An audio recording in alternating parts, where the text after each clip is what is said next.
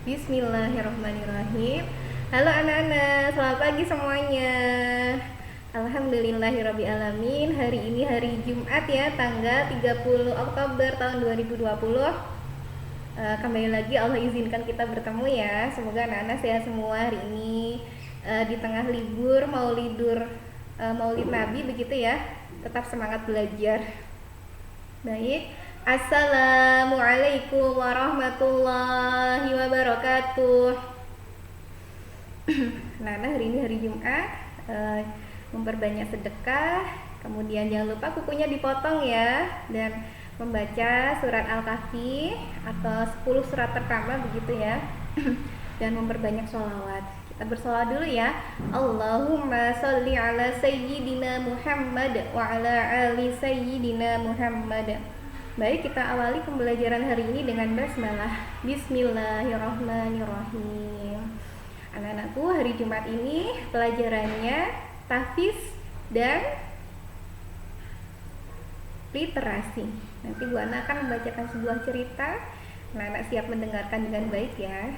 Sebuah kisah. Oke. Oh iya, lupa. Anak-anak tahu nggak ini, pekerjaan seorang penjaga mercusuar, dia itu harus meninggalkan keluarganya ya, meninggalkan istrinya, meninggalkan anaknya, dan dia hanya bersama sebuah menara suar ini selama 3 bulan. Nah, selama 3 bulan ya, luar biasa ya. Semoga Allah berikan kesehatan ya nih kepada para penjaga menara suar. Begitu. Baik, kisah yang pertama adalah kakek pahlawanku. Aku pulang sekolah sambil menangis. Kesal sekali hatiku hari ini. Lagi-lagi teman-teman mengejekku. Si hitam, si hitam. Begitu mereka selalu memanggilku. Kulitku memang hitam, rambutku juga hitam. Mau bagaimana lagi? Ayah dan ibuku juga berkulit hitam. Bagaimana mungkin aku bisa berkulit putih? Awalnya aku hanya diam tak menjawab. Tetapi teman-temanku tidak berhenti mengejekku. Semakin aku diam, semakin banyak teman yang ikut mengejek. Aku tidak tahu lagi harus bagaimana. Aku diam dan diam, menahan tangis yang akhirnya tak tertahan lagi di perjalanan pulang. Sesampai di depan rumah, ternyata ada kakek yang duduk di teras depan. Aku mengusap air mata, berusaha menyembunyikan tangisku. Tetapi kakek selalu tahu. Ia selalu tahu ketika aku sedang sedih. Kakek hanya tersenyum dan memintaku duduk di sampingnya. Kakek diam tak bertanya, hanya mengusap punggungku lembut, menunggu tangisku reda. Akhirnya aku bercerita kepada kakek. Aku menumpahkan kesal hatiku pada teman-teman yang mengejekku. Kakek tersenyum dan tersenyum lagi. Aku hampir saja bertambah kesal. Mengapa kakek tidak ikut marah pada teman-temanku? Setelah habis ceritaku, kakek berkata, jangan memberatkan hati dengan masalah yang kecil. Coba cari akal untuk meringankan beban hatimu. Bagaimana caranya, Kek? Aku sudah diam dan diam tak menanggapi, tetapi teman-temanku tidak berhenti mengejekku. Aku menjawab permintaan kakek dengan cepat. Besok ketika teman-teman mengejekmu, si hitam, kamu jawab saja, tapi manis kan? Kakek memberiku saran. Gimana ini ya? Aku heran, saran apa itu?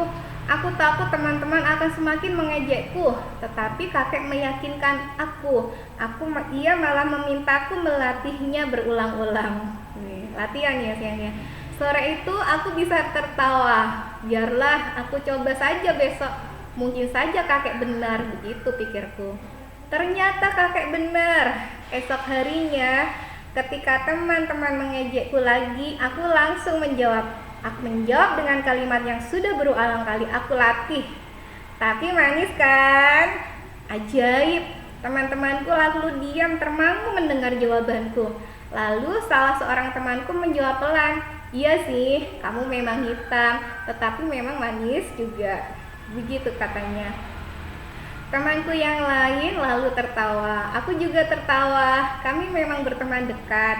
Walau kadang-kadang kami lupa batas ketika bercanda. Benar kata kakek, tak perlu memberatkan hati dengan masalah yang kecil.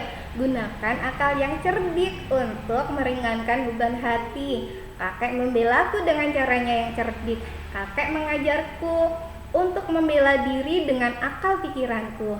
Terima kasih atas nasihatmu, kakek pahlawanku.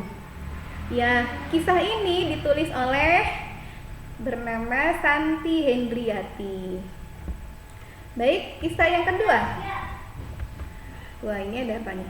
Naik sepeda ya, naik sepeda. Idolaku pahlawanku.